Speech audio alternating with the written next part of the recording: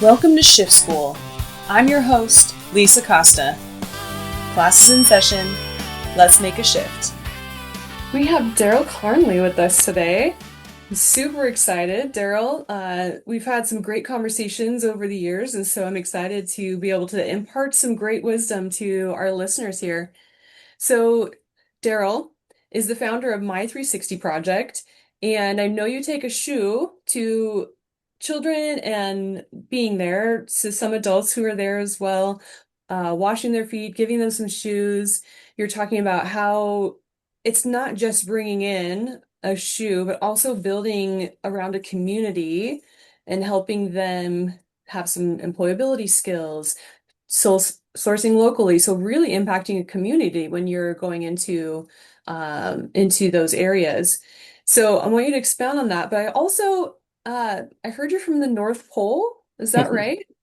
Yeah, born and raised in Alaska, and we lived most of our life in North Pole, which is 13 miles south of Fairbanks. But Okay. they're famous for the Santa Claus house, and of course, I've got the beard here. I love that. And I pastored there for 20 years, and my father started in the 50s, and then I came in the 90s. But yeah, it's a real place. I was wondering, I mean, I just thought it was in our fairy tales and our cartoons. No, it's real, and Santa has been in my services, so I and All I right. never got coal, so I just had to preach shorter so he could get to the buffet. Yeah, that's a good review. Yeah, yeah. I love it. So tell me a little bit more about My 360 project. How did it come about? What gave you the idea? Where did this start?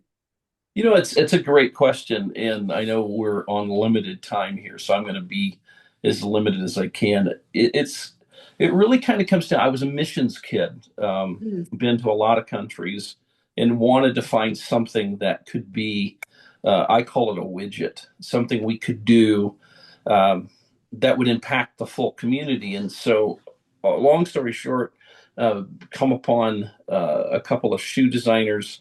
There's some incredible shoe organizations because International, mm, Soul Hope, uh, mm, Samaritan's Feet, they all are doing different things.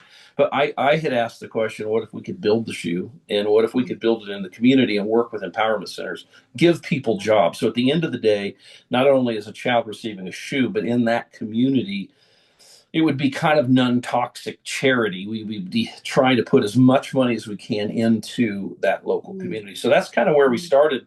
It was more or less just an educated guess, and God put me right in the middle of some wonderful talent from Nike. That they mm. don't necessarily get props on this, but a couple of their designers helped me, and Great. we began to design a shoe. And it's a funky looking shoe. It's flat when it starts, and then you pull a string, and it becomes kind of like a moccasin. And now we've actually got what they call the Walhall slide. It's a whole other program for us. But the fun part is we go into the communities, we wash the children's feet. So there's this Mm, ceremony. We call it a holy pedicure. And yeah. that really right there, more than the shoe, Lisa, and I think you've been with us on this, but more than the shoe is what really means something to me. It's that moment that you're bringing dignity to a child or a parent. Mm, That yeah. that's really what's cool. And that's so it's really kind of a long, lifelong program of looking for the widget, because being in missions, being around the Mm, world, being in many countries, I wanted something. So we're in 24 countries. We build mm, shoes in Mexico, Baja hmm. Norte, Vicente Guerrero, which you're aware of, Yeah. Yeah. and then Boozy, Uganda, and then now Okay. Nampa, Idaho. And we just found Yeah. out that the word Nampa means moccasin. So Oh, pretty interesting. And that's we so work with cool. empowerment centers. Like in Nampa, we're working with a recovery center, teaching ladies how to Mhm. sew. It's very Okay. small right now, but we hope it grows. And then, of course, in Mexico, we work with local people there and empower them for a job. And the same thing in Yeah. Uganda. So it's a plethora of things. But at the end of the day, a kid gets a pair of shoes and their feet Yeah. gets washed. And it's really cool. Um, and so for me, that was really what I was looking for, is how could we do a maximum impact, especially for children. Mhm. I love that. I love that you say dignity. That's so huge. When we talk about what it looks like to serve. I know there's different words that mean different things to different people just because there's a connotation. And Yeah. somewhere along the lines we were hurt in the process of trying to help somebody. And then there's the charity. And then, we have all of these words that describe how we go out and help. And so I know you and I were talking about beneficence. I've been looking into this one because Fancy word. yeah, it's a fancy word. I'm looking into it because we have altruism, we have pro-social behavior.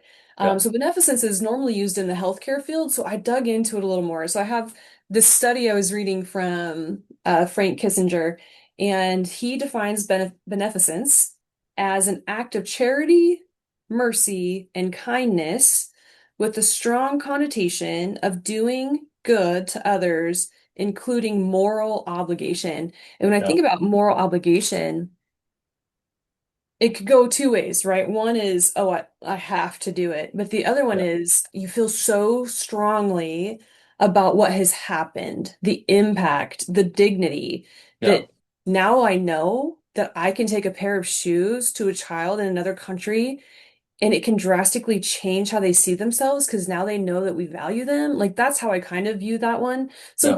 what do you think about those words? What does it look like for Yeah, you? that's a powerful. Those are powerful words, and I love the moral one because it's like we're. I think a lot of organizations right now, like ours, are walking through a lot of dilemma because of people not wanting to travel. For instance, I mean, Mm, we take people on trips, but I was telling the team last week. I said, for me, my moral code is to help our artisans. mm. Olivia, who one time said, "Because I build shoes, I have power." You know, Oh, we don't even yeah. think about that. But for me, it kind of comes down to James 127. That's kind of the basis of what we do at My 360, even though we're a faith inspired organization, is true religion in the sight of God is taking care of widows and orphans, keeping yourself in the Mm, world. And I really feel like we have a moral side of us to help widows and orphans. And so yeah. we're able to do that. So for me, it's a must. I'm not in this to try to get wealthy or to make a big living or anything. It's the impact that it has on the Mhm. artisans and then even the children. And it's Mhm. fun to hear, like down in Mexico, they're speaking Spanish. It's fun Yeah. when they come up and they go, thank you, and they've learned that word. Yeah.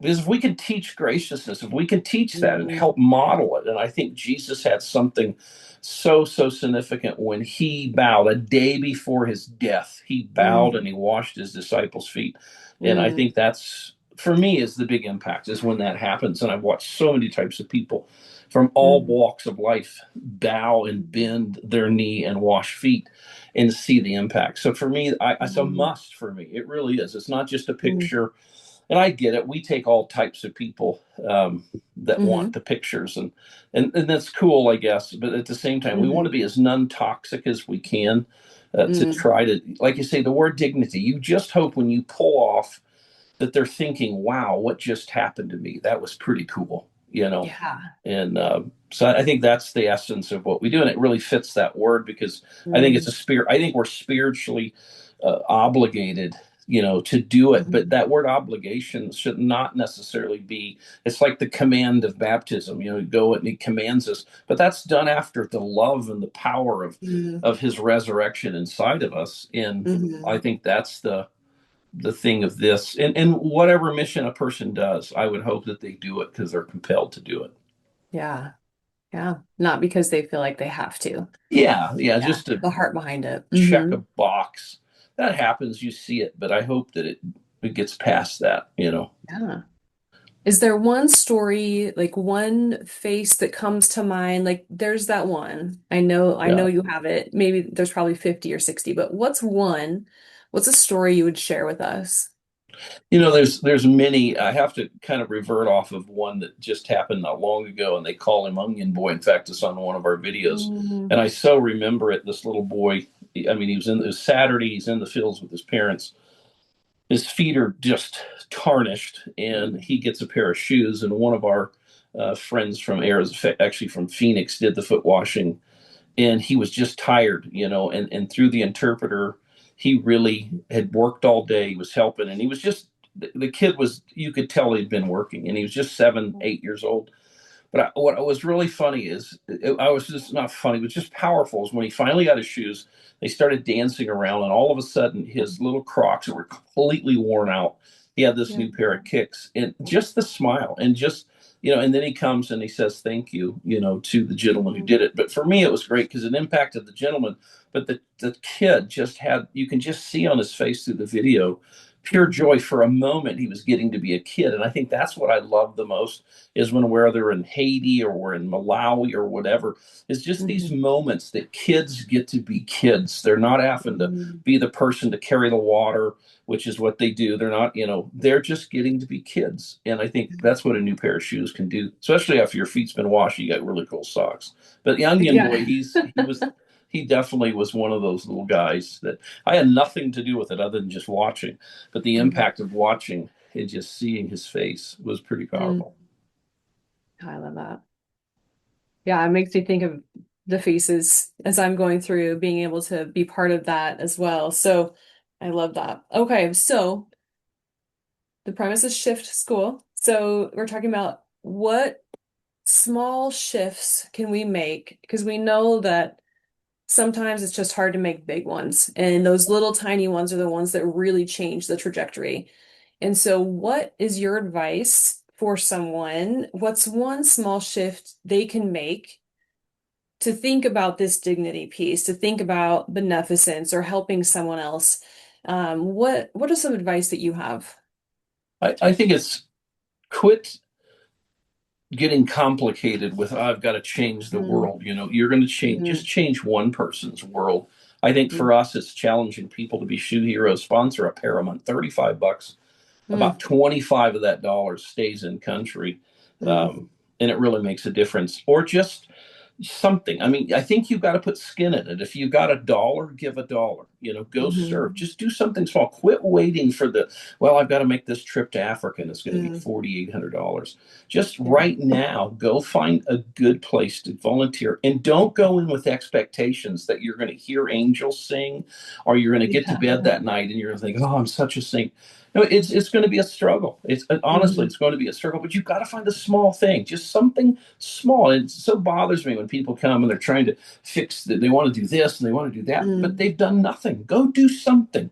It's a yeah, big deal, and right in your own backyard. You know what I love doing, and I love volunteering at the senior home washing dishes. I mm, always go in and say, "Hey, I'm here to chew food," and they put me in the dishwasher.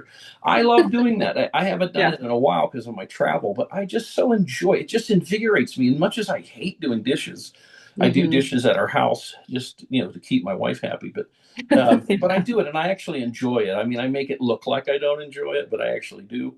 But go mhm, find something small. That's the point. You don't have to do anything big, but you're making a difference mhm, for that one person. It's just, yeah, and I think that's the, if it's just going downtown with a bag of hot dogs and passing them out, I don't know. I mhm, just hate when people try to make it so extravagant. They want to make this big deal out of it. They want to have pictures. Just go do it where no one's looking. No yeah, one knows. yeah, That is, and I can get emotional thinking about it. It changes everything. And I think that's the struggle. The church, yeah, they get taught about the fire, but they need to go handle the fire. If yeah, not, and that's not just church, just whomever. You yeah, have this ability to breathe, and you have mhm, forward advancement. If you have electricity in a car, and running water with sewer that doesn't stink, you are wealthy. Go yeah. out We're and in like the just, top 10%. you're the top 10. Go out Mhm, and do it. Just quit finding the excuses and hook up with somebody. Find an organization and know this: mhm, you're going to get offended. It's not going to yeah, work perfect. You're going to get,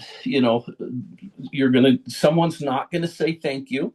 yep, Uh, don't go in it with any of those expectations. Lower mhm, them all and just go in with you and mhm, God and go serve. Just do it. Find something small. Become a shoe hero. That's the funnest thing. And my nephew just became one. He took over for my mother. My mom passed, mm, yeah, and that was the coolest thing. He said, I'm going to pick up where your mom mm, left off." And I don't know that he's ever done anything like that before. So find mhm, something to do and do it, and then yeah, have fun with it, and expect an attack. Expect, oh, this doesn't do, but it's a practice. And then all of a Yeah. sudden you realize that, huh, that was funner than I thought it was.